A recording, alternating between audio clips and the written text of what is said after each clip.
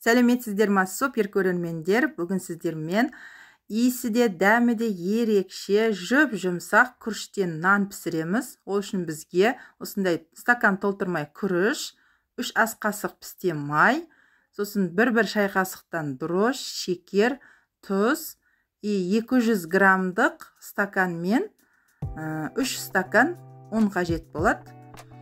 Енді күрішімізді жақсылап жуып аламыз.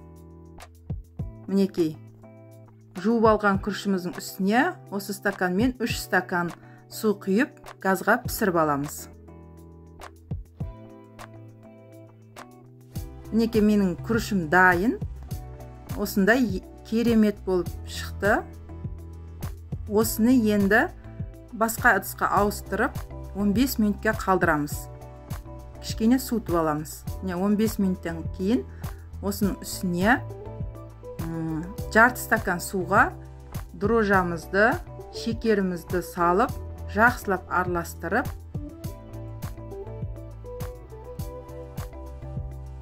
үстіне құямыз.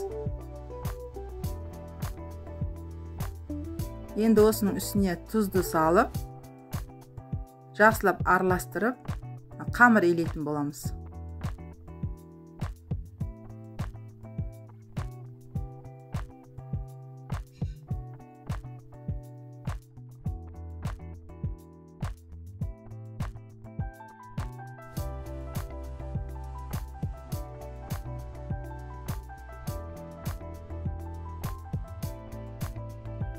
Қамырымыз осылай илеп алған соң, үстіне 3 ас қасық пісте майды қосып жіберіп, тағы да жақсылап араластырып илейміз. Мінекей, жұп-жұмсақ болып, үстінде қамыр шығады.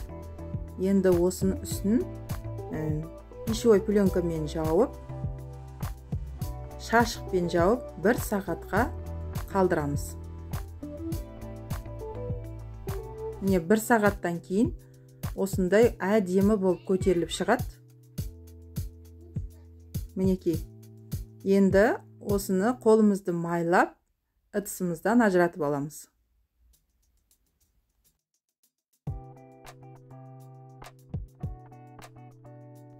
Листке пергамент қағазын төсеп алып, ешқандай жаюдың қажеті жоқ тестаны.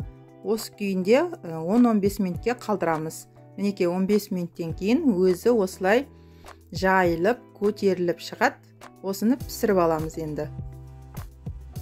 Мінекей, асты үсті бір тегіс болып, әдемі болып пісіп шықты. Қараңыздар. Қазір сіздерге осыны кесіп көрсетейін.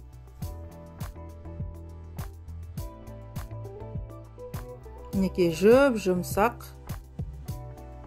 арасы деген керемет әдемі болып пісіп шықты. Осындай ерекше рецепттерді жіберіп алмау үшін менің каналыма тіркелуді ұмытпаңыздар. Келесі кездескенше.